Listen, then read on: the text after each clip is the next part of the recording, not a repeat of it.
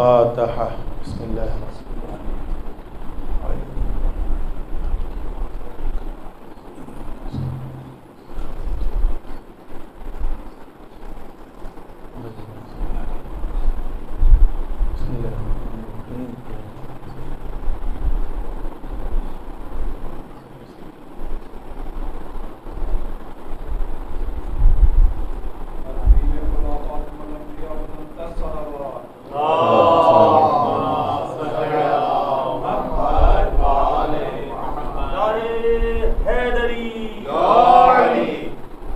لا حول ولا قوة إلا بالله العلي العظيم أعوذ بالله من الشيطان الرجيم بسم الله الرحمن الرحيم الحمد لله الذي يؤمن الخائفين وينجي الصالحين ويرفع المستضعفين ويدع المستكبرين ويهلك ملوكا ويستخلف آخرين ثم الصلاة والسلام والتحية والإكرام على سيد الأنبياء والمرسلين خاتم النبيين بالقاسم محمد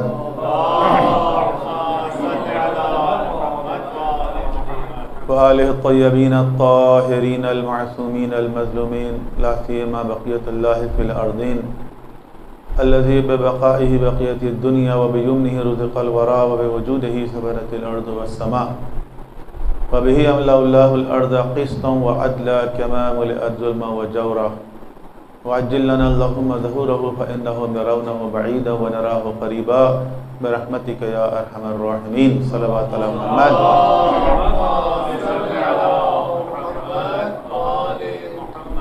محترم ہماری گفتگو معرفت امام زمانہ کے حوالے سے ہو رہی ہے اور گفتگو ذرا آہستہ آہستہ آگے بڑھ رہی ہے، اس کو تھوڑا تیز کرنا پڑے گا، رفتار تھوڑی بڑھانی پڑے گی تاکہ ہم اس فرصت سے فائدہ اٹھا کے اس کے زیادہ سے زیادہ پہلوؤں کو بیان کر سکیں، ورنہ حقیقت یہ ہے کہ اس سے متعلق جو موضوعات ہیں وہ اس قدر زیادہ ہیں کہ ان سب کا احاطہ کرنا ممکن نہیں، لیکن جو بہت بنیادی کانسیپٹ ہے اس پہ کم از کم کچھ بات ہو جائے۔ بات ہو رہی ہے کہ شیعہ اور سنی کے درمیان جن نکات کے اوپر اتفاق ہے، اتحاد ہے، اور دونوں مکاتب فکر کی بنیادی کتابوں میں جو احادیث اور روایتیں آئی ہیں امام علیہ السلام کے حوالے سے، ان کا ایک خلاصہ چند نکات کی صورت میں آپ کی خدمت میں عرض کر رہا ہوں میں، اور ہماری گفتگو جو ہے وہ کوئی 7 نکات تک 8 نکات تک پہنچ چکی ہے۔ اگر میں دوبارہ پہلی سے شروع کروں گا تو وہ کل کی طرح پھر بات لمبی ہو جائے گی، اس لیے بہتر یہ ہے کہ ہم ڈائریکٹ جو ہے وہ 10ویں نکات سے شروع کرتے ہیں، 10، 11 اور 12۔ صلوات پڑھیں ایک محمد اور آل محمد۔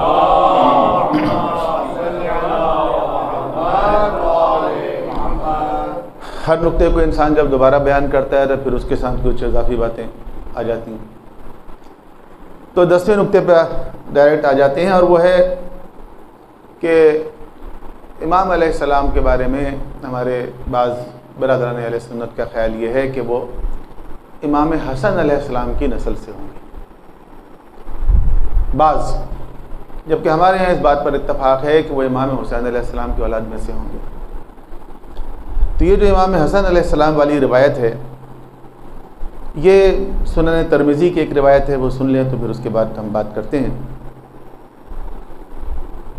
اور وہ اس طرح ہے کہ پیغمبر اکرم صلی اللہ علیہ وآلہ وسلم کا ارشاد ہے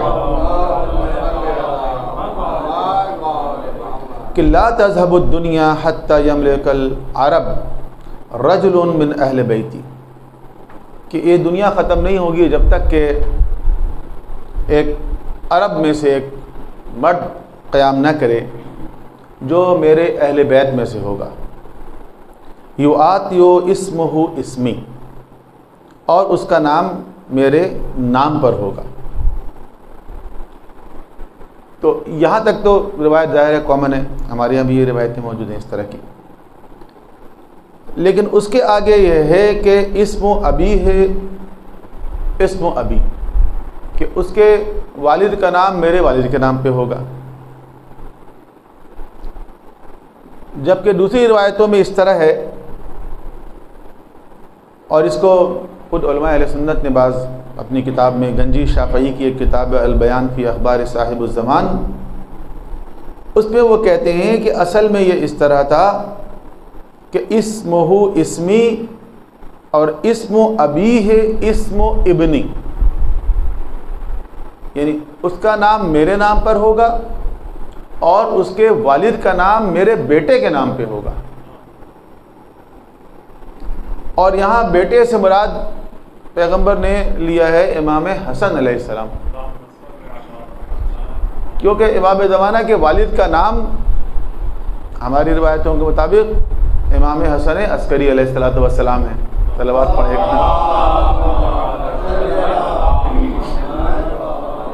تو اصل میں بات یہ ہے کہ ان کے والد کا نام میرے بیٹے کے نام پہ ہوگا اور امام حسن فرزند پیغمبر کہلاتے ہیں. تو یہ روایت اسی طرح ہے اور اس کو علماء اہل سنت نے اسی طرح قبول کیا ہے. لیکن بعض لوگوں نے یہ کہا ہے کہ ان کا تعلق امام حسن کی اولاد سے ہو، اور اس کی ایک الگ جسٹیفیکیشن دیتے ہیں وہ. اور ان کا کہنا یہ ہے کہ امام حسن علیہ السلام نے چونکہ صلح کر لی تھی معاویہ سے، تو ان کے خیال میں امام حسن علیہ السلام نے ایک قربانی دی، گویا والنٹریلی تخت کو چھوڑ دیا تاکہ امت میں اختلاف نہ ہو، لڑائی نہ ہو، فساد نہ ہو. تو اسی بنیاد پر خداوند عالم نے ریوارڈ کے طور پر امام حسن علیہ السلام کی ضروریت میں امام مہدی کو قرار دیا، جو وہ جسٹیفیکیشن اپنی اس طرح دیتے ہیں. حالانکہ ہم یہ سمجھتے ہیں کہ امام حسن علیہ السلام نے کوئی والنٹریلی حکومت کو نہیں چھوڑا تھا، بلکہ کچھ حالات ایسے ہو گئے تھے کہ جس کی بنا پر آپ کو صلح کرنی پڑی. آپ نے کوئی شوق سے صلح نہیں کی تھی، کیونکہ صلح کے بعد جو کچھ ہوا 20 سال تک، تو کیا امام حسن علیہ السلام وہ چاہتے تھے کہ وہ صلح کے بعد 20 سال تک جو کچھ ہوتا رہا شیعوں کے ساتھ، علی علیہ السلام کے طرفداروں کے ساتھ، وہ ہمارا موضوع نہیں ہے اس وقت. لیکن کیا امام حسن علیہ السلام یہ چاہتے تھے کہ یہ ہو؟ یقیناً نہیں چاہتے تھے.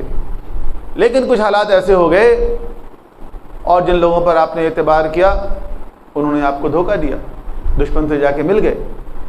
کوئی 5 لاکھ میں بک گیا، کوئی 3 لاکھ میں بک گیا، کسی عہدے پر بک گیا، کوئی مختلف طریقے سے. تو وہ ایک پوری کہانی ہے. لیکن اس بنیاد پر یہ کہنا کہ امام حسن کی اولاد میں سے امام مہدی ہوں گے تو ایسا نہیں ہے. البتہ امام حسن علیہ السلام کی اولاد نے تاریخ میں قیام بہت زیادہ کیا، اور آپ دیکھیں کہ یہ نفس الزکیہ کا قیام اور اس کے بعد جو سادات اور علویوں کا قیام ہے، ان میں امام حسن علیہ السلام کی جو نسل ہے، اولاد ہے، وہ بہت پرو ایکٹیو نظر آتی. یہ الگ بات ہے جب ہم ان تمام قیاموں کا تجزیہ کرتے ہیں تو بعض اوقات یہ نتیجہ سامنے آتا ہے کہ ان کے قیام کرنے سے فائدے سے زیادہ نقصان ہوا. لیکن امام حسن علیہ السلام کی اولاد میں بھی آگے چل کے آپ کو بنو امیہ کے خلاف اور پھر بعد میں بنو عباس کے خلاف قیام نظر آئے گا. تو زیادہ صحیح بات یا زیادہ اتفاقی بات یہ ہے کہ امام حسین علیہ السلام ہی کی ذریت میں سے امام زمانہ ہوں گے. 11واں نقطہ یہ ہے کہ امام کی جب حکومت قائم ہوگی تو اس حکومت کی کیفیت کو بھی روایات کے اندر بیان کیا گیا، اور اس کی خاص بات یہ ہوگی کہ اس حکومت میں اس قدر خوشحالی ہوگی، فارغ البالی ہوگی کہ کوئی غریب نہیں ہوگا، کوئی مسکین نہیں ہوگا، کوئی زکوٰۃ کا، صدقے کا مستحق نہیں ملے گا ڈھونڈنے سے. اور یہ بات صحیح بخاری کے اندر بھی موجود ہے اور صحیح مسلم میں بھی موجود ہے. ہماری کتابوں میں تو بہت کچھ ہے کہ پیغمبر اکرم نے فرمایا، یہ بخاری کی حدیث ہے، کہ ایک ایسا زمانہ لوگوں پر ضرور آئے گا کہ لوگ سونا صدقے کے طور پر لے کر پھر رہے ہوں گے لیکن کوئی مستحق لینے والا نہیں ملے گا. یہ مسلم کی روایت بھی ہے اور بخاری کی بھی ہے. ایک اور روایت جو صحیح مسلم کے اندر ہے کہ پیغمبر نے فرمایا کہ جس کے قبضے میں میری جان ہے اس کی قسم ابن مریم کے تمہارے درمیان نازل ہونے میں کوئی شک نہیں، اور اس دور میں انصاف پر مبنی فیصلے ہوں گے۔ صلیب توڑ دیے جائیں گے، خنزیر کو قتل کر دیا جائے گا اور جزیہ اٹھا لیا جائے گا، اور اس قدر مال عطا کیا جائے گا کہ کوئی لینے والا نہیں ہوگا۔ تو یہ امام کے حکومت کی طرف اشارہ ہے، جو کہ جس طرح اس سے پہلے میں عرض کر چکا ہوں کہ امام بخاری اور امام مسلم نیشاپوری تھے، ان کی پالیسی کچھ اس طرح ہے کہ لفظ مہدی کسی حدیث میں نہ آئے، اور ان کی کتاب میں اس طرح کی حدیثیں نہیں ہیں جس میں امام کا نام مہدی کے نام پہ آیا ہو۔ اشارے کے نائے میں کچھ حدیثیں آ گئیں، اور بعض لوگ اسی کو دلیل بناتے ہیں کہ بھئی بخاری و مسلم میں حدیث کیوں نہیں ہے، اس کے بارے میں ہم بعد میں بات کریں گے۔ بعض علائم ظہور کے بارے میں کہ امام علیہ السلام کا جب ظہور ہوگا تو اس سے پہلے کے حالات، جس کو ہم علائم ظہور کہتے ہیں۔ اچھا، ہمارے یہاں علائم ظہور کی روایتیں بہت ہیں، کثرت کے ساتھ ہیں، ہر امام سے ہے کم و بیش، لیکن ہمارے برادران اہل سنت کی کتابوں میں علائم ظہور کی روایتیں ذرا محدود ہیں۔ مزید یہ ہے کہ اکثر ان کے جو محدثین ہیں انہوں نے علائم ظہور کی حدیثیں اور روایتیں اور علائم قیامت کی روایتوں کو مکس کر دیا ہے،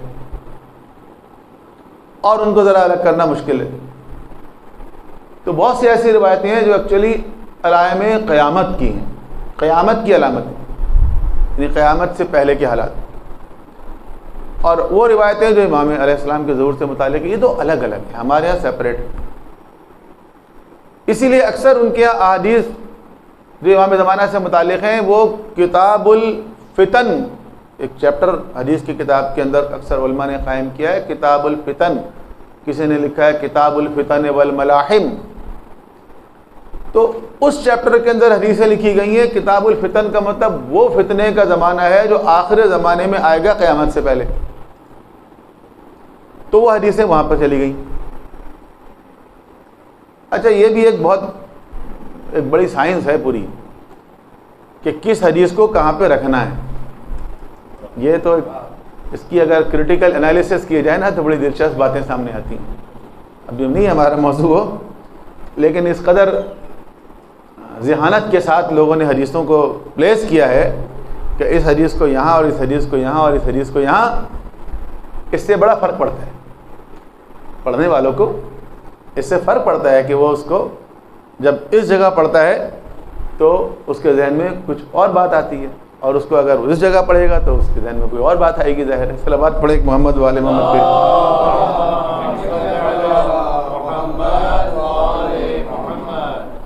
اب دیکھیں، یہ صحیح مسلم کی حدیث ہے، امام کا نام نہیں ہے،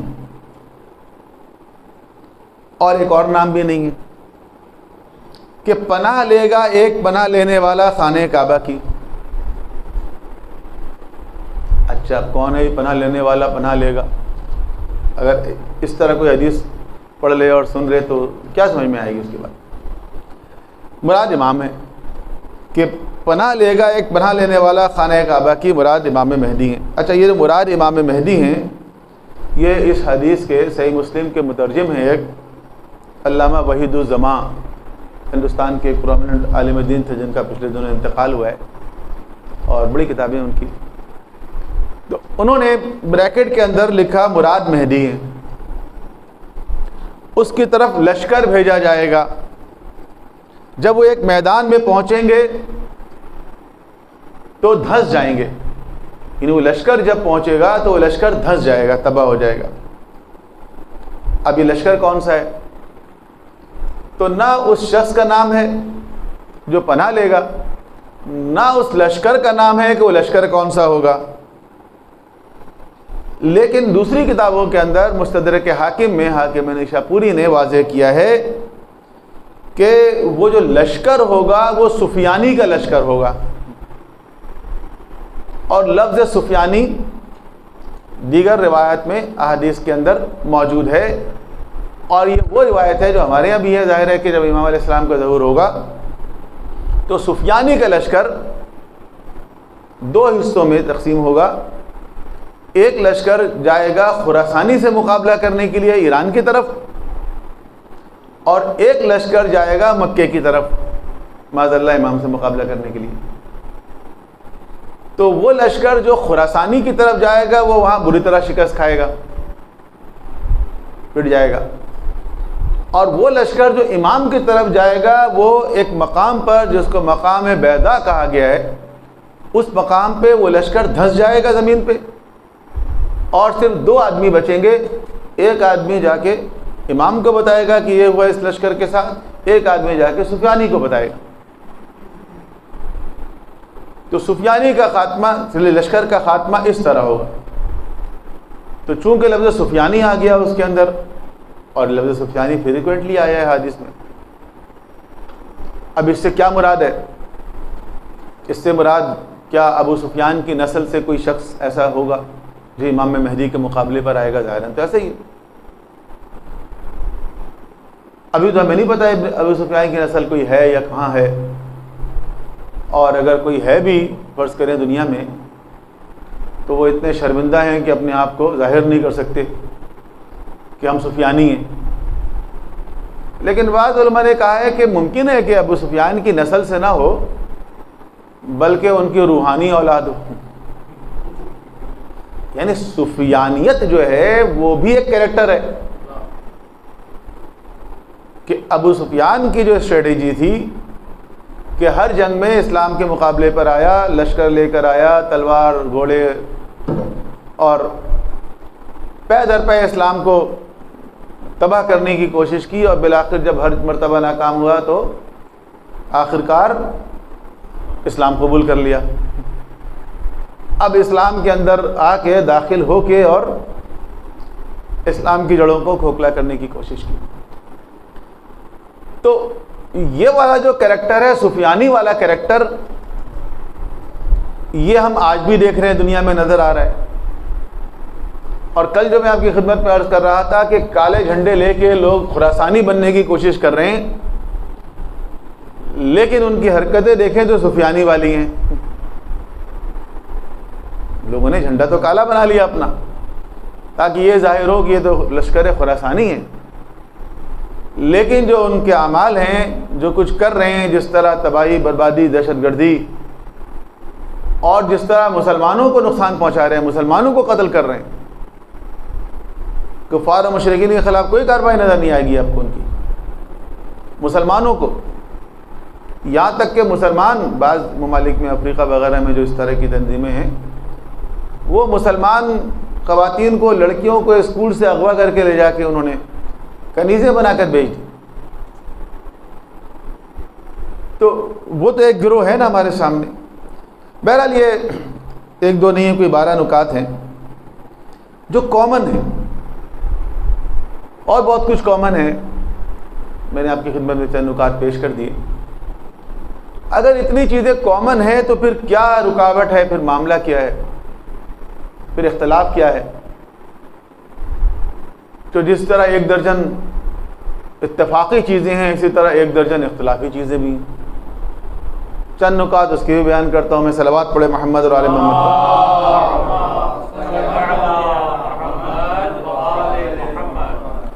اصل میں ہمارے برادران کے ہاں امام زمانہ کے حوالے سے جو نظریات ہیں وہ ایک جیسے نہیں ہیں، مختلف طرح کے لوگ. ایک گروہ تو ایسا ہے کہ جو ان چیزوں کو مانتا ہی نہیں، اس طرح سے وہ کہتا ہے نہیں کوئی، یہ تو ایسے شیعوں کی گھڑی ہوئی چیزیں، ایسے لوگ ہیں. ایک گروہ وہ ہے جو یہ کہتا ہے کہ نہیں ہے تو صحیح، لیکن وہ آخری زمانے میں ایک لیڈر پیدا ہوں گے اور ضروری نہیں ہے کہ وہ کوئی اسپیسیفک پرسنالٹی ہو. اور ایک گروہ ایسا ہے جو واقعی کہتا ہے کہ نہیں، ایک شخصیت ہے اور ہمیں ان کا انتظار کرنا چاہیے، لیکن ان کی ولادت ابھی نہیں ہوئی. تو شیعوں کا جو نظریہ ہے، جو زیادہ واضح ہے، کلیئر ہے، لٹریچر بھی سب سے زیادہ مکتب تشیع کے پاس ہے، اس کے اوپر کچھ اعتراضات ہیں جو مختلف کوارٹر سے آتے ہیں. تو میں نے بھی ان کو اعتراض کی صورت میں بیان کیا. پہلا اعتراض کیا ہے؟ پہلا اعتراض یہ ہے کہ جی اگر اتنا اہم تصور ہے تو اس کے بارے میں قرآن میں کیوں نہیں آیا؟ یہ بات ہم کر چکے ہیں، اعتراض کی صورت میں دوبارہ بیان کر رہے ہیں کہ قرآن میں کیوں نہیں آیا، ان کا نام کیوں نہیں آیا۔ یہ وہی سوال ہے جو لوگ کرتے ہیں کہ حضرت علی کا نام قرآن میں کیوں نہیں آیا۔ ہم کہتے ہیں اچھا حضرت علی کا نہیں آیا تو فلاں صاحب کا آ جاتا، ان کا بھی نہیں آیا۔ تو قرآن میں تو کسی کا نام نہیں آیا، پورے قرآن میں صرف ایک صحابی کا نام آیا، اور وہ ہے زید ابن حارثہ، جن کے لیے صرف لفظ زیدن آیا ہے بس۔ تو پورے قرآن میں کسی صحابی کا نام نہیں آیا، چاہے وہ صحابی کسی بھی کیٹیگری کے ہوں۔ تو اللہ تعالیٰ کی شاید یہ پالیسی نہیں ہے اس طرح نام دینے کی، تو اللہ نے نہیں دیا نام، ہم کیا کہہ سکتے ہیں اب؟ اگر کوئی کہتا ہے حضرت علی کا نام نہیں آیا تو کسی اور کا آ گیا ہوتا۔ تو باقی لوگوں کے بارے میں بھی تو اشارے کرائے میں ہی چیزیں ہیں۔ تو اس کے مقابلے میں اگر آپ آیتوں کو پڑھیں اور ان کے شان نزول کو پڑھیں اور پھر حدیث کی کتابوں میں جا کر دیکھیں تو آپ کو پتہ چل جائے گا۔ اچھا، ایک راز یہ بھی ہے، استاد شہید مرتضیٰ مطہری نے بھی ایک بات ایک جگہ لکھی ہے، میں اپنے الفاظ میں بیان کر رہا ہوں کہ فرض کریں کہ قرآن کریم میں اس طرح ہوتا کہ ایک سورہ کا نام ہوتا ہے سورہ علی، ایک سورہ کا نام ہوتا ہے سورہ فاطمہ، ایک سورہ کا نام ہوتا ہے سورہ حسن، ایک سورہ کا نام سورہ حسین، فرض کریں اس طرح ہوتا، جیسا نا سورہ یوسف، سورہ ابراہیم، سورہ مریم، ایسا ہوتا تو خطرہ یہ تھا کہ تحریف کی قینچی چل جاتی ہے اس کے اوپر۔ جیسے جیسے زمانے گزرے ہیں، جیسے حالات گزرے ہیں، جن حالات سے اہل بیت کو سامنا تھا اور ان کے ماننے والوں کو جن حالات کا سامنا تھا، ان میں یہ کوئی عجیب بات نہیں ہے کہ ان پہ تحریف کی قینچی چل جاتی ہے اور وہ اب تک نہیں پہنچتی وہ چیزیں۔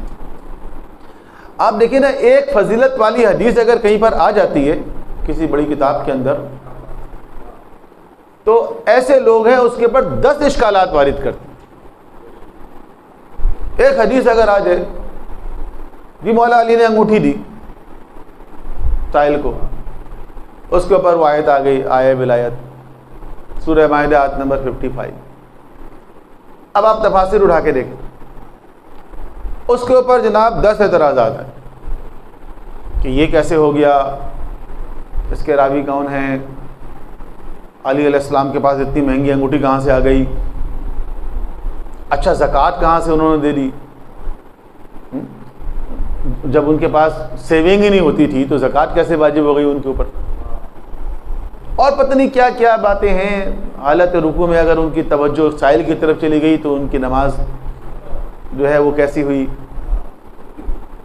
وہ کہ سب کے جوابات دیے جا چکے ہیں، لیکن ایک بات میں عرض کر رہا ہوں کہ ایک اگر روایت آتی ہے تو اس کے اوپر 10 اشکالات آ جاتے ہیں، جبکہ نام نہیں ہے اس کے اندر، اس سورہ میں آیت میں کوئی نام نہیں ہے آیہ ولایت میں، لیکن ظاہر ہے کہ ایک ایسا واقعہ ہے جو تاریخ میں ایک ہی مرتبہ ہوا، دوبارہ ہو بھی نہیں سکتا۔ تو اگر فرض کریں کہ واضح طور پر نام آ جاتا تو وہ آیتیں ممکن ہے تحریف کا شکار ہوتی ہیں، لیکن جیسا کہ اس سے پہلے میں نے عرض کیا کہ یہ آیتیں ہیں جن کے بارے میں خود بڑے بڑے عالم اسلام کے مفسرین نے لکھا ہے کہ یہ آیت امام علیہ السلام کے بارے میں ہے۔ سورہ توبہ کی آیت نمبر 33 جو پہلے بھی ہم پڑھ چکے ہیں، وَالَّذِي أَرْسَلَ رَسُولَهُ بِالْهُدَىٰ وَدِينِ الْحَقِّ لِيُظْهِرَهُ عَلَى الدِّينِ كُلِّهِ وَلَوْ كَرِهَ الْمُشْرِكُونَ، تفسیر زاد المسیر ابو الفرج اصفہانی، تفسیر مفاتیح الغیب فخر الدین رازی۔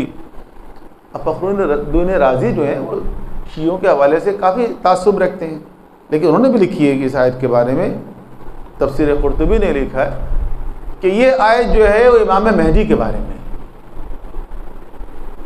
اور یہ اسی وقت ہوگا جب وہ تشریف لائیں گے کہ لِيُظْهِرَهُ عَلَى الدِّينِ كُلِّهِ، تمام باطل نظاموں پر اسلام غالب آئے گا۔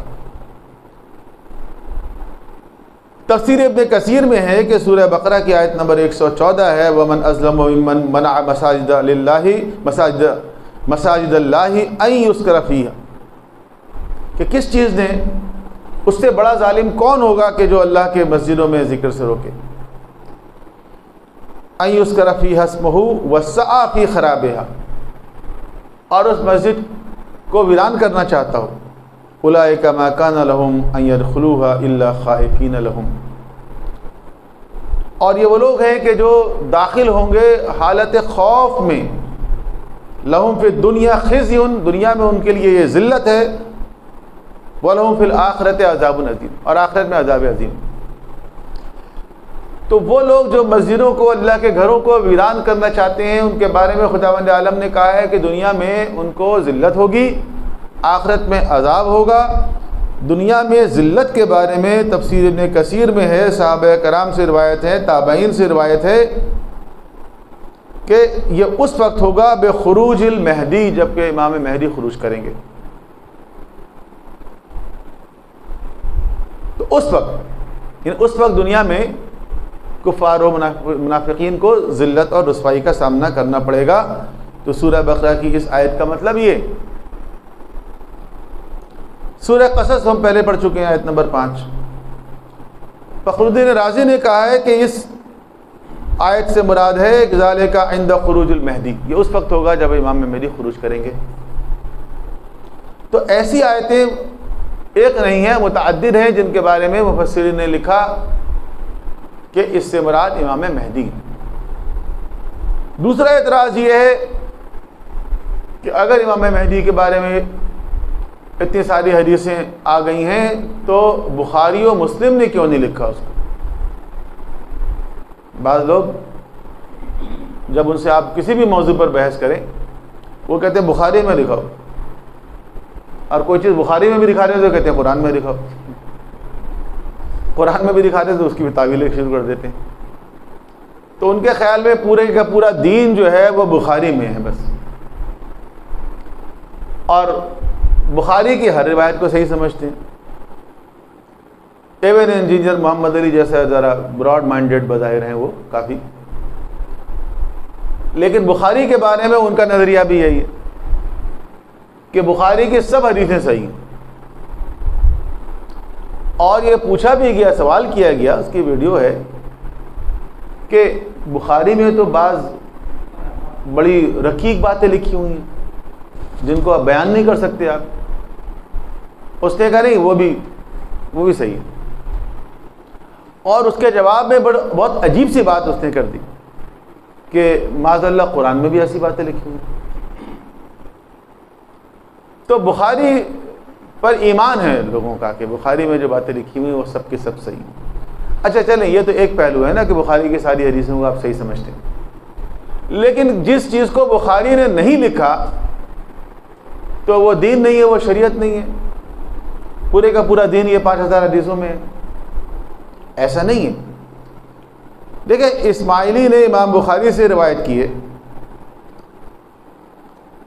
اور یہ بات ابن حجر نے بخاری کی شرح میں لکھی ہے فتح الباری میں، کہ خود امام بخاری یہ کہہ رہے ہیں کہ میں نے اس کتاب میں یعنی صحیح بخاری میں وہی روایات ذکر کی ہیں جو صحیح ہے، اور جو صحیح روایات میں نے ترک کر دی ہیں، یعنی اپنی کتاب میں نہیں لکھی۔ یہ صحیح روایتیں اور بھی ہیں جو میں نے اپنی کتاب میں نہیں لکھی، وہ اس سے بھی زیادہ ہیں جو لکھی ہیں۔ اور اسماعیلی کہتے ہیں کہ امام بخاری وہ تمام روایتیں نقل کرتے ہیں جو ان کے نزدیک صحیح ہیں، تو آپ کو ہر ایک باب میں اگر وہ ساری روایتیں جمع کر دیتے جو امام بخاری کے نزدیک صحیح ہیں، تو ہر باب میں صحابہ کرام رضوان اللہ علیہم کی ایک جماعت کی احادیث ان کی اسناد کے ساتھ لکھنا پڑتی، اور اس طرح ایک بہت بڑی کتاب بن جاتی، بڑی والیومس کتاب، جیسے مسند احمد ابن حنبل ہے، ایک بہت بڑا کلیکشن ہے۔ اور آپ دیکھیں گے اکثر روایتیں جو آپ کو بخاری مسلم وغیرہ میں نہیں ملیں گی وہ مسند احمد ابن حنبل میں مل جائیں گی۔ اور یہ بات یاد رکھیں ہمارے بچے کہ احمد ابن حنبل وہ ہیں جو بخاری اور مسلم کے بھی استاد ہیں، اور حدیث میں بہت بڑا مقام ہے ان کا، اور فقہ میں بھی ایک مقام ہے کہ ایک فقہی مکتب فکر ان سے وابستہ ہے امام احمد ابن حنبل سے۔ تو ان کا جو کلیکشن ہے جس کو مسند احمد ابن حنبل کہتے ہیں، اس میں آپ کو یہ فضائل والی ساری روایتیں مل جائیں گی۔ تو محدثین نے خاص طور پر بخاری و مسلم کی شرط کے مطابق ایسی حدیثیں جمع کی ہیں جو انہوں نے اپنی کتابوں میں نہیں لکھی ہیں. مثلا ایک بڑے عالم دین ہیں جن کا محدث ہیں حاکم نیشاپوری، ان کی ایک بہت معروف کتاب ہے المستدرک علی الصحیحین. مستدرک ایسی کتاب کو کہتے ہیں جس میں وہ حدیثیں لکھی جاتی ہیں جو کسی کتاب میں لکھنے سے رہ گئی ہوں کسی بھی وجہ سے. ضروری تو نہیں ہے کہ ایک محدث نے ساری حدیثیں لکھ دی ہوں، لیکن ایک محدث کا جو کرائٹیریا ہے اسی کرائٹیریا پہ رہتے ہوئے جو حدیثیں فلفل کر رہی ہیں ان کو اگر اس نے نہیں لکھی تو ایک دوسرا محدث آتا ہے اور ایک دوسری کتاب لکھ دیتا ہے جس کا نام وہ مستدرک رکھتا ہے. یہ ہمارے یہاں بھی ہے. جیسے ایک کتاب ہے وسائل الشیعہ، ایک ہے مستدرک الوسائل. تو وسائل الشیعہ خود 20 جلدوں کی کتاب ہے، مستدرک الوسائل 30 جلدوں کی کتاب ہے، کہ جن میں وہ حدیثیں ہیں جو وسائل الشیعہ کے لیول کی ہیں لیکن وہ لکھنے سے رہ گئی. نہج البلاغہ کی بھی ایک مستدرک ہے، مستدرک نہج البلاغہ، جو لوگوں کے اتنے پتہ نہیں ہے اس کے بارے میں، کہ وہ مولا علی کے خطبات اور ارشادات جو سید رضی نے نہج البلاغہ میں جمع نہیں کیا اس کی الگ کتاب ہے. سید رضی نے تو نہیں کہا نا کہ میں نے ساری امیر المومنین کے ارشادات کو ایک جگہ جمع کر دیا ہے. وہ تو سید رضی تو کہ خود بہت بڑے عالم اور فقیہ تو اپنی جگہ تھے ہی، اس کے ساتھ ساتھ بہت بڑے ادیب بھی تھے. تو انہوں نے مولا علی کے اقوال کو، خطبات کو اپنے ادب کے پیمانے پہ دیکھا اور اس کا جو ماسٹر پیس ان کو نظر آیا انہوں نے وہ جمع کیا اور بہت سے چھوڑ بھی دیے. تو خود سید رضی کے زمانے میں امیر المومنین کے خطبات جتنے انہوں نے جمع کیے اس کے ڈبل موجود تھے. تو بخاری اور مسلم کے ساتھ بھی ایسا ہی کہ جو انہوں نے حدیث کے لیے ایک کرائٹیریا مقرر کیا، بہت سخت کیا اپنے حساب سے، لیکن انہی شرائط پر بہت ساری حدیثیں ہیں جن کو انہوں نے جمع نہیں کی اور وہ المستدرک علی الصحیحین کے اندر آ گئی. لیکن ہم ایک اور بات کرتے ہیں اور وہ یہ کہ کیا واقعی بخاری و مسلم میں امام زمانہ سے متعلق حدیثیں نہیں ہیں؟ ایسا نہیں. اور جیسا کہ میں اس سے پہلے بیان کر چکا ہوں کہ لفظ مہدی نہیں ہے، تو مہدی تو امام کا نام بھی نہیں ہے، وہ تو لقب ہے. لیکن ایسی حدیثیں موجود ہیں. مثال کے طور پر بخاری و مسلم کی حدیث ہے، حضرت ابو ہریرہ رضی اللہ عنہ بیان کرتے ہیں کہ رسول اکرم صلی اللہ علیہ وآلہ وسلم نے ارشاد فرمایا، کیف انتم اذا نزل ابن مریم فیکم، اس وقت تمہاری کیا حالت ہوگی، اس وقت تمہاری کیا شان ہوگی جب عیسیٰ علیہ السلام کا نزول ہوگا تمہارے درمیان، وَإِمَامَكُمْ مِنْكُمْ، اور تمہارا امام تم میں سے ہوگا. اچھا، الفاظ کو بعض اوقات اس طرح کر دیا جاتا ہے کہ سمجھنے والے کے لیے دشواری ہوتی، کیونکہ واضح تو ہے نہیں. لیکن اس حدیث کا اطلاق کس پر ہوتا ہے؟ جب عیسیٰ علیہ السلام تشریف لائیں گے اور تمہارا امام تمہارے درمیان ہوگا. وہ امام کون ہوگا؟ عیسیٰ علیہ السلام تو نہیں ہوں گے نا، عیسیٰ علیہ السلام کو تو آ گیا اذا نزل ابن مریم، جب ابن مریم تمہارے درمیان ہوں گے تو اس کا مطلب امام کوئی اور ہوگا. اور پھر وہ حدیثیں آپ لے کر آئیں، وہ بھی بخاری میں ہیں، وہ میں بیان کر چکا ہوں اس سے پہلے، کہ جس میں عیسیٰ علیہ السلام خود کہیں گے کہ ہر امت میں ایک امیر ہوتا ہے، اس امت کے امیر آپ ہیں.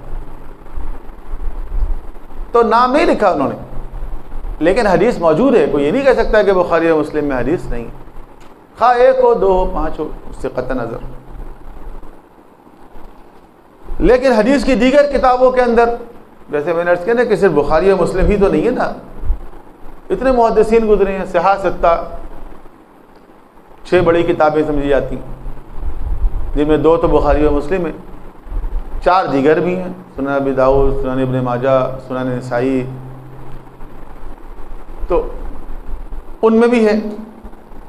اور کچھ کتابیں اس کے بعد بھی لکھی گئی ہیں، ان میں پورا چیپٹر ہے. مثلا المصنف عبد الرزاق،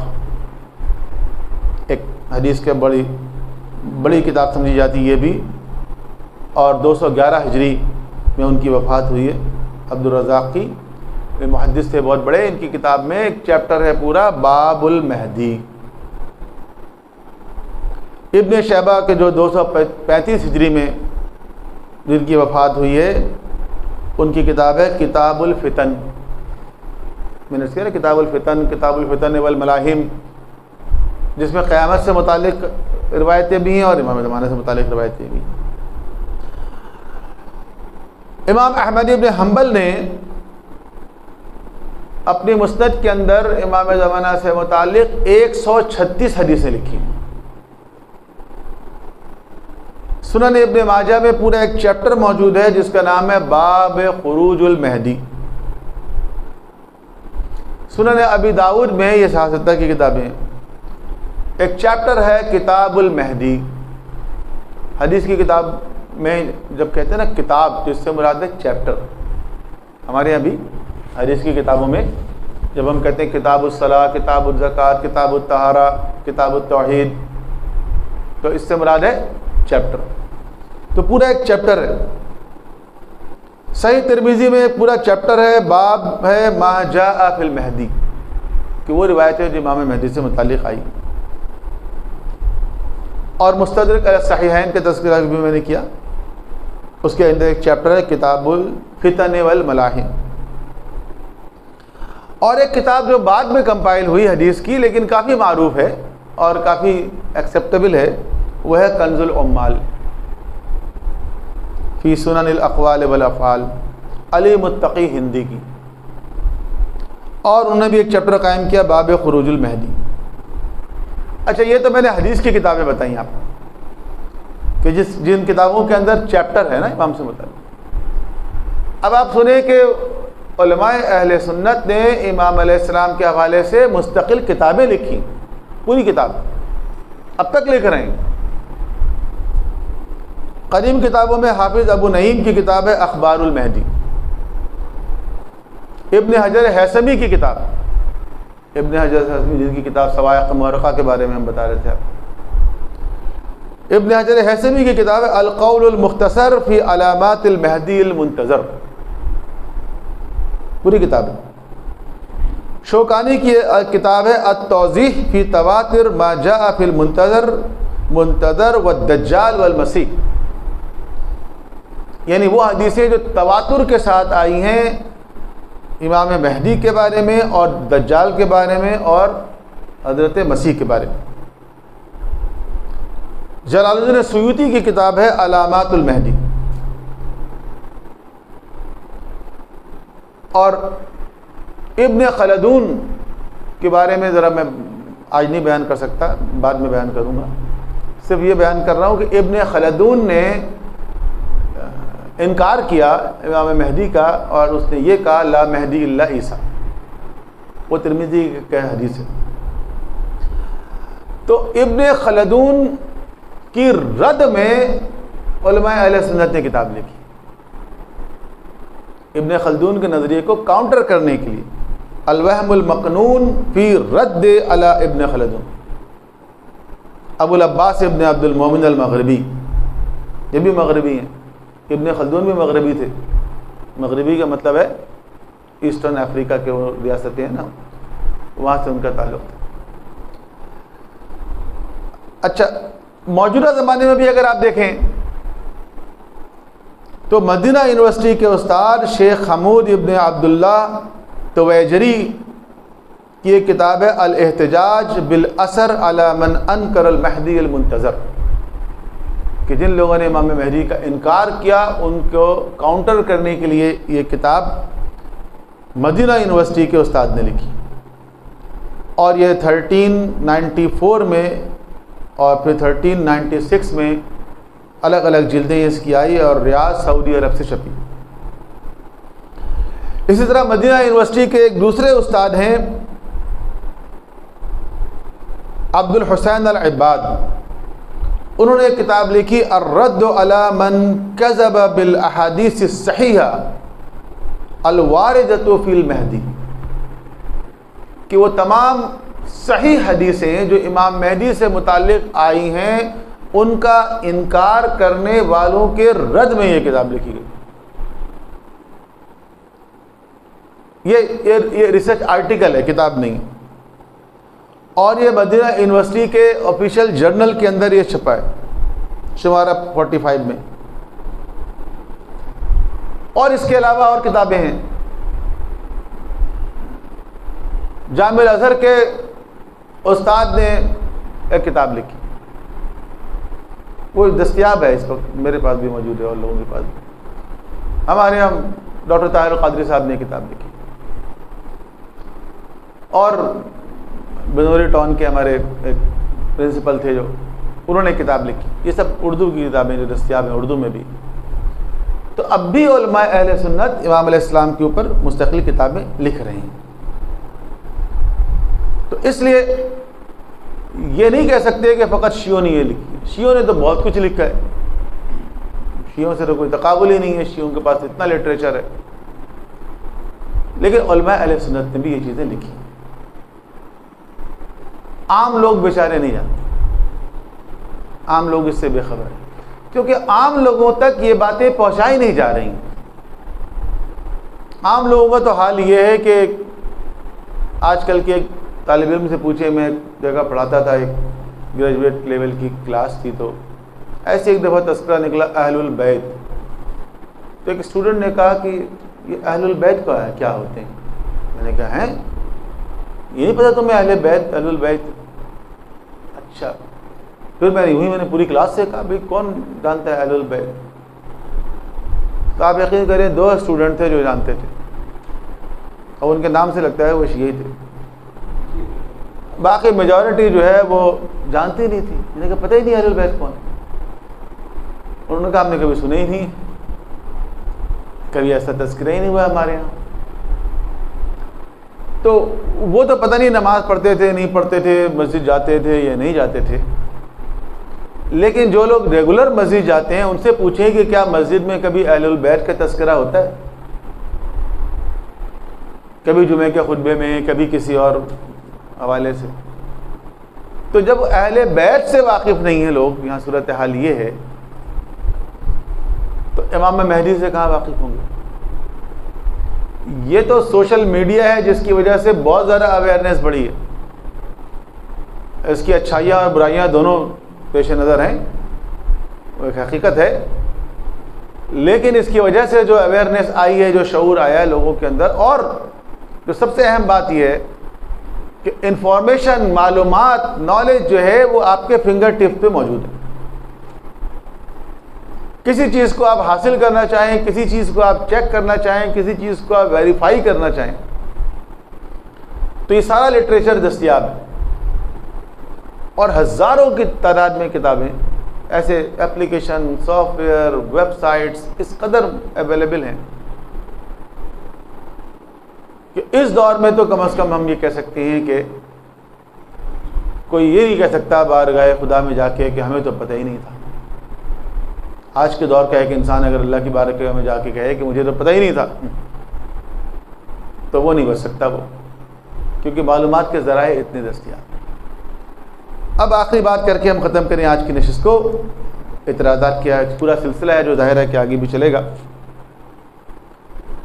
کہ اس میں دیکھیں، جیسا کہ میں بار بار عرض کر رہا ہوں کہ ہم وہ لوگ ہیں جس کے پاس انفارمیشن زیادہ ہے، ہمارے پاس لٹریچر زیادہ ہے، ہمارے پاس پیغمبر اکرم سے لے کے ہر امام کے اقوال ارشادات موجود ہیں. تو ہماری ذمہ داری بھی بڑھ جاتی. جب ہمارے پاس لٹریچر زیادہ ہے، ہمارے پاس کانسیپٹ کلیئر ہے، اور ہم وہ لوگ ہیں جو یہ دعوے دار ہیں کہ ہم ان سے متمسک ہیں، ان کی ولایت سے متمسک ہیں، تو اب ہماری ذمہ داری یہ بن جاتی ہے کہ ہم ان چیزوں کو پڑھیں، سمجھیں، غور کریں، اپنے بچوں کو بتائیں، سکھائیں، اور دیگر لوگوں کو بھی بتائیں کہ یہ پورا کانسیپٹ اصل میں اس طرح ہے.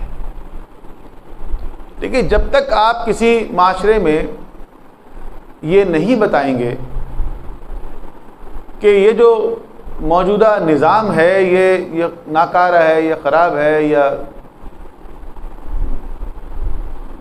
جب تک آپ یہ یقین دہانی نہیں کرائیں گے کہ اس سے بہتر والا نظام آ سکتا ہے، پریکٹیکلی ممکن ہے، اس وقت تک کوئی شخص بھی کسی بھی نظام کو ختم کرنے کو تیار نہیں ہوگا۔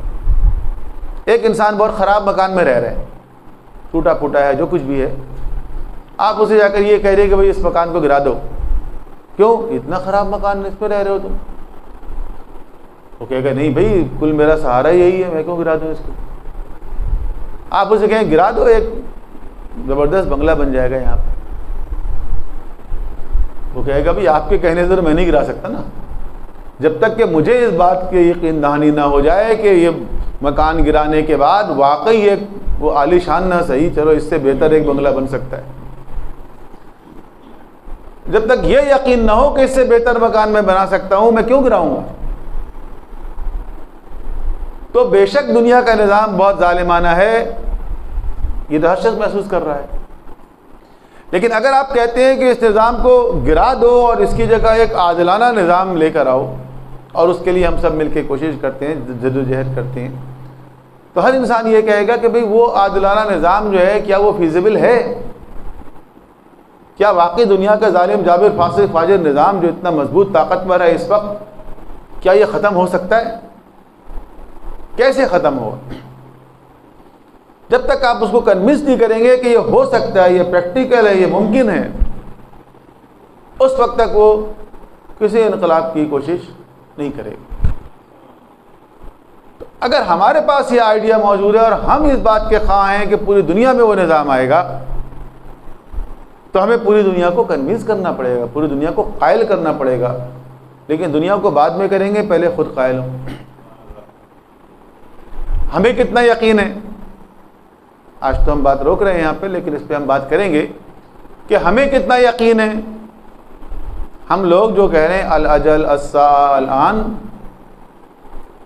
ہمیں یقین ہے کہ امام ابھی آ سکتے ہیں، اسی وقت آ سکتے ہیں، اس یقین کے ساتھ کہہ رہے ہیں۔ اور اگر یقین نہیں ہے تو ان الفاظ کا کیا مطلب ہے؟ الساعہ، الاجل، الآن، مولا ابھی آ جائیے، اسی وقت آ جائیے، رائٹ ناؤ۔ تو پہلے تو یقین کرنا پڑے گا نا، جب تو ہماری زبان میں اثر ہو، اور جب تک خود یقین نہ ہو ہم کسی اور کو یقین دہانی کیسے کرا سکتے ہیں بھلا؟ تو دیکھیں یہ فقط تھیوری نہیں ہے، اس کا تعلق جو ہے ہمارے ایمان سے ہے، اس پہ یقین کرنا اور ایمان لانا اور اس کو پریکٹیکل سمجھنا یہ ضروری ہے۔ بس ہم لوگ دیتے ہیں اس بیان کو۔ آج کی تاریخ بہت اہم ہے۔ ایک تو ابھی آپ نے جو سلام میں سنا جناب علی اصغر کا، ہم علی اصغر کی شہادت نہیں پڑھ رہے، لیکن ماہ محرم کا جو پہلا جمعہ ہے، اس جمعے کو منسوب کیا گیا ہے جناب علی اصغر سے عالمی سطح پر، اور پوری دنیا میں محرم کا پہلا جمعہ یوم علی اصغر کے طور پر منایا جا رہا ہے،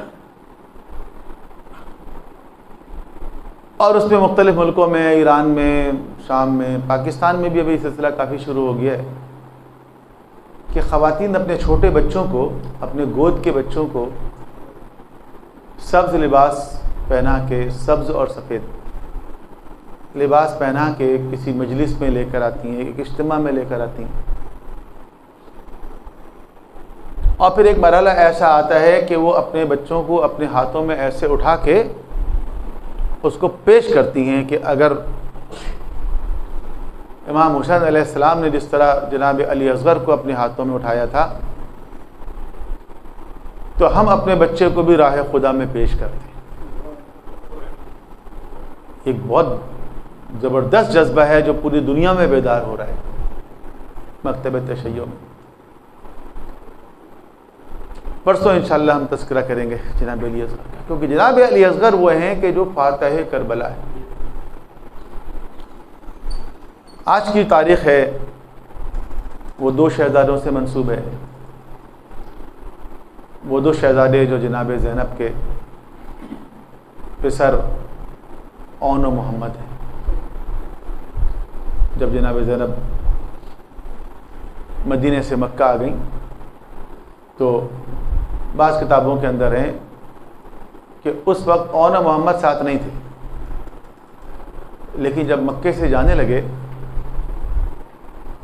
امام حسین علیہ السلام، تو اگر آپ اس کو نقشے میں دیکھیں تو مدینے سے مکہ اوپر سے نیچے کی طرف آتے ہیں، اور پھر جب دوبارہ سفر امام حسین کا شروع ہوا تو وہ دوبارہ اوپر کی طرف شروع ہوا۔ ایک مقام ایسا آتا ہے اس راستے میں کہ جو مدینے سے بہت قریب ہے، یہ وہ مقام ہے کہ جہاں عبداللہ ابن جعفر آئے، امام حسین علیہ السلام سے ملاقات کی، اور ایک مرتبہ یہ بھی کہا کہ بہتر یہ ہے کہ آپ عراق نہ جائیں، مجھے تشویش ہے آپ کے عراق جانے سے، اور امام حسین علیہ السلام نے وہی جواب دیا جو انہوں نے سب کو دیا تھا۔ تو جناب عبداللہ ابن جعفر نے اپنے یہ دونوں بچے اون و محمد آپ کے حوالے کیے اور فرمایا ان کو اپنے ساتھ لے جائیں۔ یہ میں اس لیے بیان کر رہا ہوں کہ بعض لوگ جناب عبداللہ ابن جعفر کے بارے میں عجیب سی باتیں کر رہے ہیں۔ اگر جناب عبداللہ ابن جعفر مخلص نہ ہوتے خدا نہ خواستہ، تو کوئی اپنے بچوں کو اس طرح کے خطرناک سفر میں حوالے کرتا ہے؟ جناب عبداللہ ابن جعفر نے خود حوالے کیا، اور کربلا کے بعد ایک مرتبہ ایسا ہوا کہ کسی غلام نے جناب عبداللہ ابن جعفر سے یہ کہا کہ معاذ اللہ امام حسین کی وجہ سے آپ کے دو فرزند جو ہیں وہ مارے گئے، آپ اس قدر ناراض ہوئے اس کے اوپر۔ کہا بدبخت تو کیسی باتیں کر رہا ہے، اگر میں حسین کے ساتھ ہوتا تو میں اپنی جان بھی قربان کرتا۔ تو یہ جذبہ تھا ان کا۔ اب وہ کیوں نہیں آئے یہ تفصیل میں جانے کی بات ہے۔ تو جو میدان کربلا میں موجود تھے، وہ بڑے ہوں یا بچے، ان سب کا جذبہ یہی تھا کہ جب بھی مقابلہ ہو، جب موقع ملے، ہم اپنی جان امام حسین پر قربان کر دیں، حسین کو کوئی تکلیف نہ ہو، ہماری جانیں قربان ہو جائے، ہماری اولاد قربان ہو جائے۔ ایک عام کربلا میں شامل ہونے والی خاتون جس کا جذبہ یہ ہے، وہب کلبی، جو ابھی ایک ہفتہ ہوا شامل ہوئے، ایک ہفتہ ہوا ہوگا، بہت زیادہ 2 ہفتے ہوئے ہوں گے چلے، جو راستے سے گزر رہے تھے، وہب کلبی، ان کی والدہ، ان کی زوجہ، اور وہب کلبی شادی کر کے جا رہے تھے زوجہ کو لے کے، اور وہ عیسائی تھے، مسلمان بھی نہیں تھے۔ راستے میں امام حسین سے ملاقات ہوئی، بات چیت ہوئی، اور کہنے لگے میں آپ کے ساتھ جاؤں گا، اور آ کے کہا، اپنی ماں کو کہا، زوجہ کو کہا کہ میں امام حسین کے ساتھ جا رہا ہوں، میں مسلمان ہو گیا ہوں۔ تو ماں اور زوجہ بھی آ گئیں، وہ بھی مسلمان ہو گئے۔ انہوں نے کہا ہم ساتھ چلیں گے، آپ پورا خانوادہ آ گیا کربلا میں، ابھی مسلمان ہوئے۔ روز عاشور جب لوگ جانے لگے میدان میں، ایک مرتبہ وہب نے آ کے کہا کہ فرزند رسول مجھے اجازت دیجیے کہ میں میدان میں جاؤں۔ امام حسین نے کہا کہ ایک شرط پہ اجازت دوں گا تمہیں، اور وہ یہ ہے کہ تمہاری بیوی بھی اجازت دے تمہیں جانے کی۔ تم جوان ہو، ابھی تمہاری شادی ہوئی ہے، تم گزر رہے تھے، یہاں آ گئے، تم اپنی بیوی سے اجازت لے کر آؤ۔ یہ نہیں کہا ماں سے لے کر آؤ، اس نے کہا میری ماں نے مجھے بھیجا ہے۔ کہا ماں نے بھیجا ہوگا لیکن بیوی سے اجازت لو۔ اب یہ بیوی کے پاس گئے، بیوی سے کہنے لگے مجھے اجازت دو، تم دیکھ رہی ہو فرزند رسول نرغہ آدھا میں گر گئے ہیں، مجھے جانا چاہیے ان کی نصرت کے لیے۔ تو بیوی نے کہا نہیں، میں تو اجازت نہیں دے سکتی تمہیں، ایک شرط پہ اجازت دوں گی کہ مجھے لے چلو خود امام حسین کے پاس۔ وہ لے کر آ گیا۔ جب سید الشہداء کے پاس آئے تو اس خاتون نے کہا کہ فرزند رسول میں اپنے شوہر کو ایک شرط پہ جانے کی اجازت دیتی ہوں، اور وہ یہ ہے کہ آپ کے سامنے یہ مجھ سے وعدہ کرے کہ قیامت کے دن جنت میں یہ کسی حور کے ساتھ نہیں جائے گا، میرے ساتھ رہے گا۔ امام حسین نے کہا وعدہ کرو، اور وہب کلبی نے اپنی بیوی سے دوزہ سے وعدہ کیا، اور وہب میدان میں گئے، داد شجاعت دی، مقابلہ کیا، جنگ کی۔ بیوی کھڑی ہوئی دیکھ رہی ہے، ماں کھڑی ہوئی دیکھ رہی ہے، امام حسین کھڑے ہوئے دیکھ رہے ہیں مقابلے کو، اور ظاہر امام حسین کی طرف سے جو جاتا تھا تو وہ بہت نقصان پہنچاتا تھا دشمن کو، اور جب وہی دیکھتے تھے کہ کچھ اور نہیں ہو سکتا تو سب مل کے حملہ آور ہوتے تھے، یہاں تک کہ ایک وقت ایسا آیا جب جناب وہب شہید ہو گئے۔ جب شہید ہو گئے تو ایک ظالم نے آگے بڑھ کے ان کا سر تن سے جدا کر دیا، اور اس کے بعد ان کے سر کو جہاں ان کی زوجہ اور ان کی ماں کھڑی تھی اس طرف پھینک دیا۔ اب آپ سوچیں، ایک ماں، ایک بیوی جو ابھی ابھی مسلمان ہوئے، چند دن ہوئے، ان کے سامنے اس جوان کا سر پڑا ہو، کیا کیفیت ہوگی، کیا غم کی شدت ہوگی۔ لیکن یہ وہ ماں ہے جو کربلا کی ماؤں سے آ کے ملحق ہو گئی ہے، گو کہ اس کا تعلق براہ راست کوئی مقدرات عصمت و طہارت سے نہیں ہے، لیکن اب یہ وابستہ ہو گئی اس گھرانے سے۔ ماں آگے بڑھتی ہے، اپنے بیٹے کے سر کو اٹھاتی ہے، بوسہ دیتی ہے، اور پھر کہتی ہے کہ جو کچھ ہم راہ خدا میں دے دیتے ہیں اس کو واپس نہیں لیتے، یہ کہہ کے بیٹے کا سر واپس پھینک دیتی۔ یہ کربلا کی ماں ہے، یہ کربلا کی ماں۔ تو جب وہب کی ماں کا جذبہ یہ ہے تو شہزادی زینب کا جذبہ کیا ہوگا آپ سوچیں۔ تو وہ تو اپنے بچوں کو یہی بتا رہی ہیں، یہی سمجھا رہی ہیں کہ دیکھو بیٹا، کل جب مارکا ہو تو تم جعفر طیار کے پوتے ہو، تمہیں آگے بڑھ کے مقابلہ کرنا ہے، پشت نہیں دکھانی ہے میدان جنگ میں۔ لیکن سب سے مشکل کام کیا ہے؟ سب سے مشکل کام ہے ان بچوں کے لیے امام حسین سے اجازت لینا کہ یہ بچے کس طرح میدان میں جا سکتے ہیں۔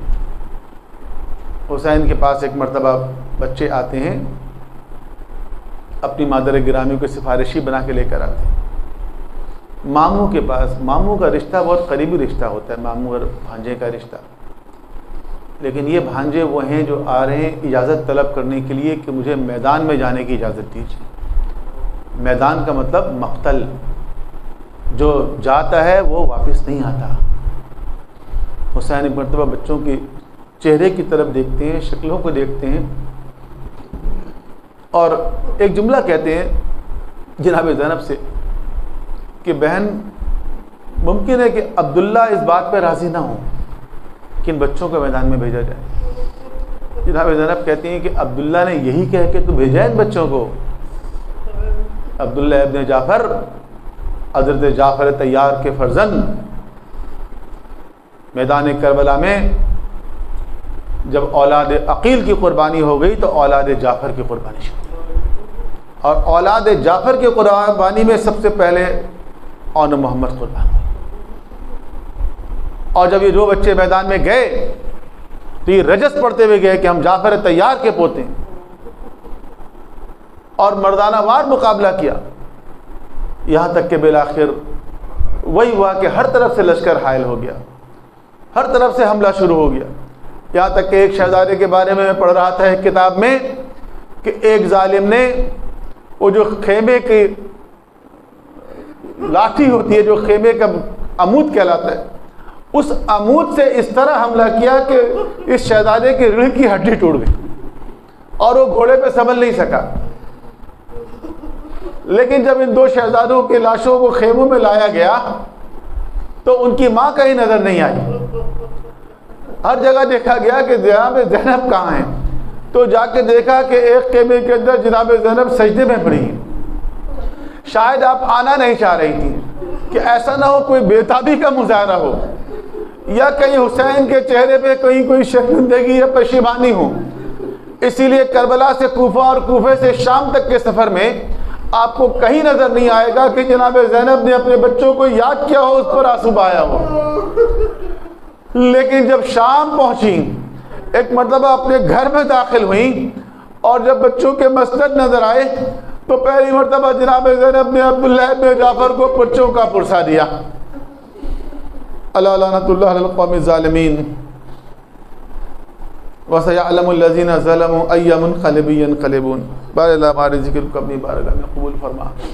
ہمیں قرآن کریم اور سیرت معصومین کے مطابق اپنی زندگی استوار کرنے کی توفیق عطا فرما. ہمارے جوانان عزیز کو علم عمل کی دولت سے مالا مال فرما. مسلمانوں کے درمیان اتحاد اور اتفاق کو فروغ عطا فرما. اس روئے زمین کو عدل و انصاف سے پر کرنے کے لیے اپنی آخری حجت کے ظہور میں تعجیل فرما. ہم سب کے امام علیہ السلام کے انصار اوان میں سے قرار دے. ربنا تقبل منا انك انت السميع العليم برحمتك يا ارحم الراحمين.